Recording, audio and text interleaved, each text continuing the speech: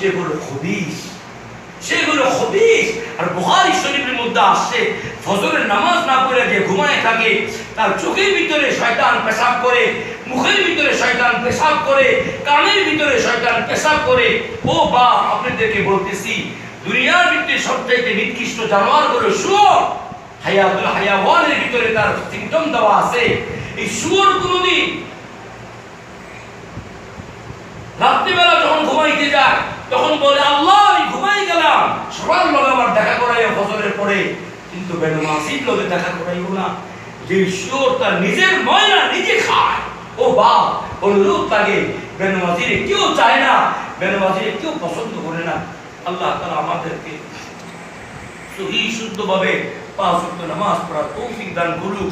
মুহররম মাস চলে যাইতেছে, এই 10 তারিখে ঈসা আলাইহিস সালাতু ওয়াস সালামকে দুনিয়াতে পাঠাইছে। আর এই মুহররম মাসের 10 তারিখে আশুরার দিন ঈসা আলাইহিস সালাতু ওয়াস সালামকে জমিন থেকে জীবিত অবস্থায় চৌথা আসমান উঠায় দিয়েছে।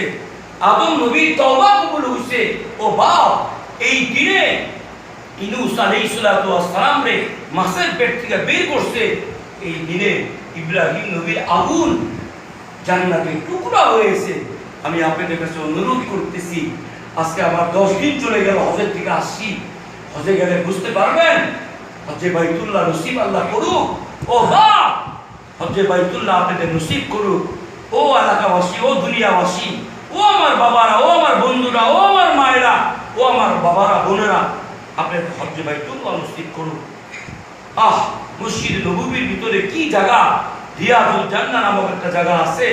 যে জান্নাতের টুকরা নবী হচ্ছে আমার হুজরা এবং মিম্বারের মধ্যবর্তী স্থানটা হলো রিয়াদুল জান্নাহ। এটা জান্নাতের টুকরা। আমারে খেজুরের গাছের টুকরা মহব্বত করছে। তামিম দাঁড়িয়ে এক সাহাবী আমাকে মিম্বার বানাই দিছে। আমি মিম্বারে ওঠার সাথে সাথে খেজুরের গাছের টুকরার থেকে আওয়াজ আসতেছে, কান্না। আমি বললাম, সাহাবী কে কাঁদে? খেজুর গাছের টুকরা কাঁদতেছে। আমি নবীর সামনে গেলাম, আমার হাত বুলাইয়া দিলাম, সাথে সাথে কান্না বন্ধ হয়ে গেল। আমি বললাম, তোমাকে আমি জান্নাতে নিয়ে যাব এবং মসজিদে নববীর ভিতরে তোমাকে কিয়ামত পর্যন্ত খুশি হিসেবে রেখে দিলাম। সুবহানাল্লাহ। এই খুশির নাম কুস্তায়ে হান্নাকা। ভাইরা আমার, বন্ধুরা আমার মহব্বতে নবীর মহব্বত।